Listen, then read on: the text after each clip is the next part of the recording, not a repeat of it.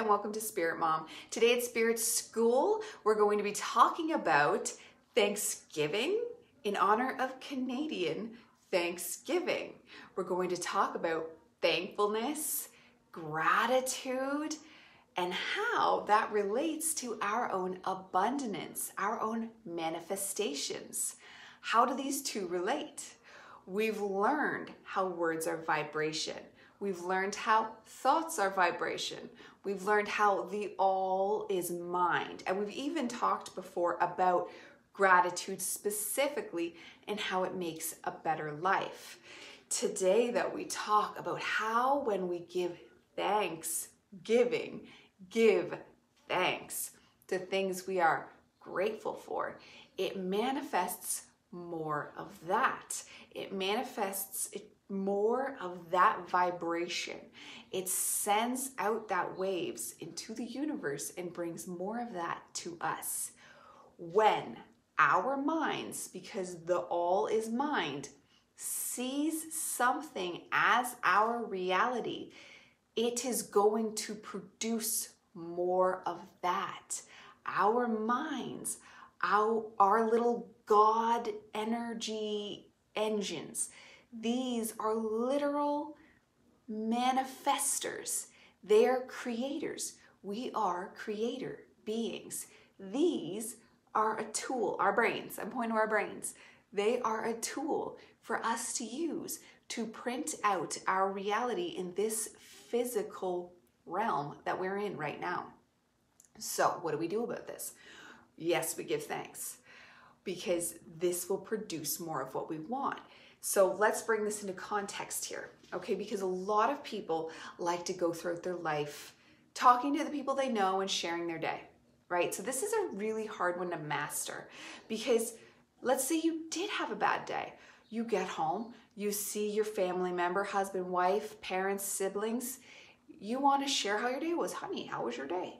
Oh, well, I was stuck in traffic and then I got to work and Steve didn't give me the papers I needed, so I couldn't do my work, but the boss blamed me and I'm just terrible day, right? Or whatever the scenario might be. Your favorite thing could have broke. Your friend could have gotten in a fight with you for a silly reason or a good reason.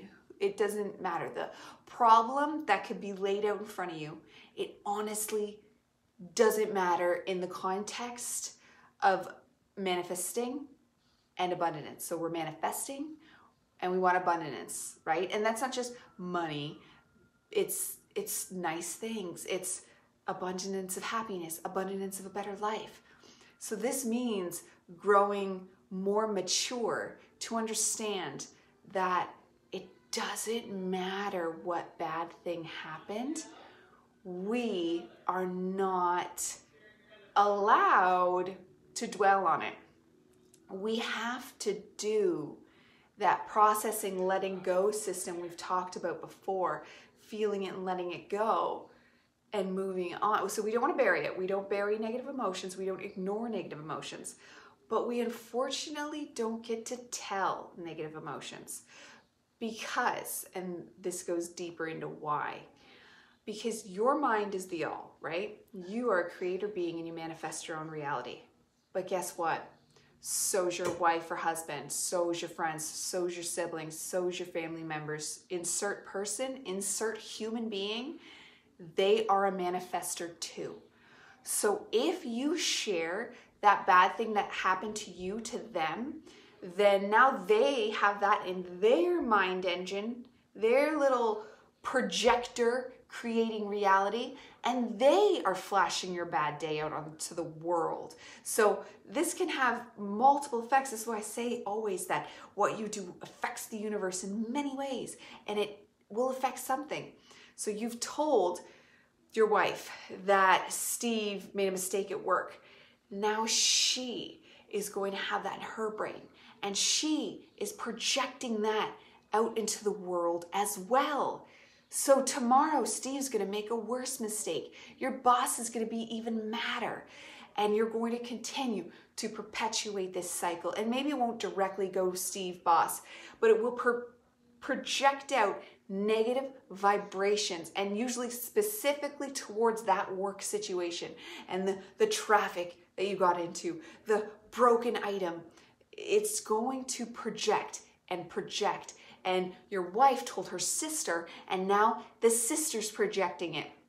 And that sister told her husband, and he's projecting it, right? And then if you make matters worse, this is assuming they're nice and they're not like making it gossipy and like, oh my God. Because guess what? You told your wife, but now she told your sister, but her sister doesn't like you. So she's telling her husband that you're the bad guy and you made the mistake, and she's sending negative things out about you.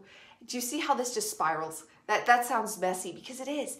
And everything you do creates these vibrations that go out, and it's just muddying it up and dirtying up your life.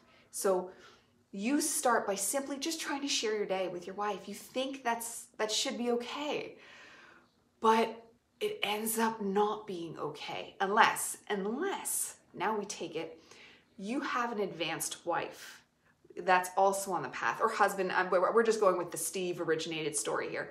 You have an advanced person. It's a friend, because it is said that you should have a spiritual confidant. Okay, but what does that mean? That means you tell your spiritual confidant the story. Now your spiritual confidant will feel your story, and then the two of you together let it go. That letting it go process. You both let it go.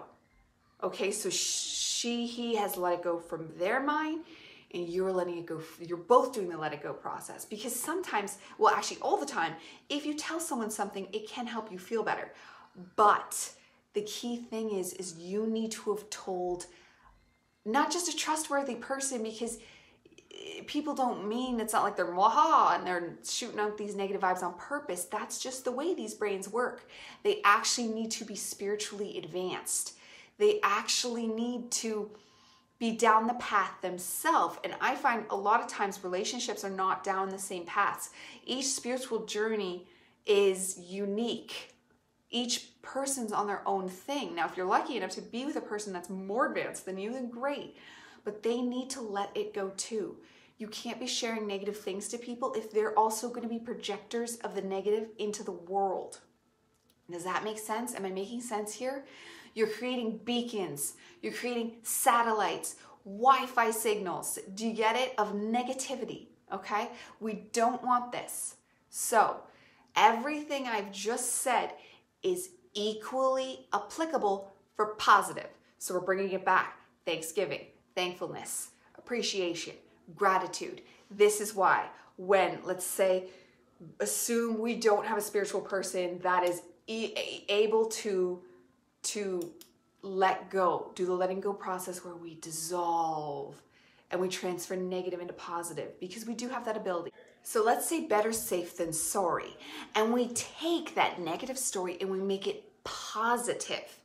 So we take the situation that happened and we make it a positive one. Or we don't even talk about the work situation at all. Let's say we can't wrap our head around how to make that work situation positive specifically, but we want work to get better. So let's find something at work that we are thankful for. We want to give thanks because we want our work situation to get better. So let's say we like the lunchroom. Let's get home and tell our person that we love the lunchroom. Let's talk about how great that was. Let's say we like having our breaks. Let's talk about how great that was. Let's find whatever we can in the given situation and find something to be thankful for. Let's give thanks to the situation, because now what we're doing, we're using those mind energy satellites.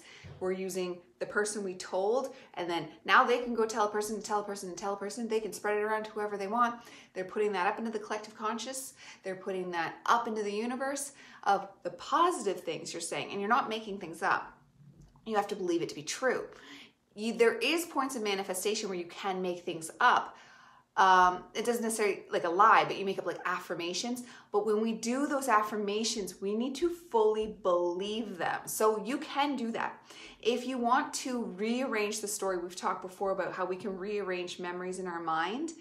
And it's not, a lying, but not lying because we're not doing it in a malicious way. We're literally altering reality. We are creator beings. This is within our realm to do. We're doing it to change the trajectory of our life.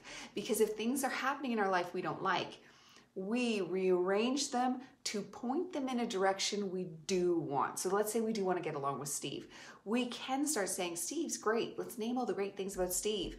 And start getting our mind focused that way, sending those positive vibrations. So next thing you know, you get to work. Steve not only has done the work he was supposed to do for you, he's done extra work because we're sending that out to the universe. And when we pass it along to other people, their minds send it along too. Where the more brain powers that work together, the more powerful something is. Like if two couples or two people in general have the same goal, it's going to make that goal happen more. Like it's going to send more vibrations out to bring that down to you.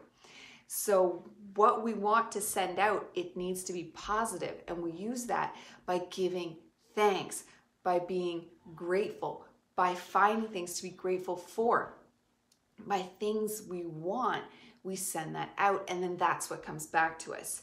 When we keep our vibration high, we receive back high vibrational things. And when we learn to process the negative, just process it through and don't let it be stuck. It'll come because we live in a polarized world, but it's not going to get stuck with us.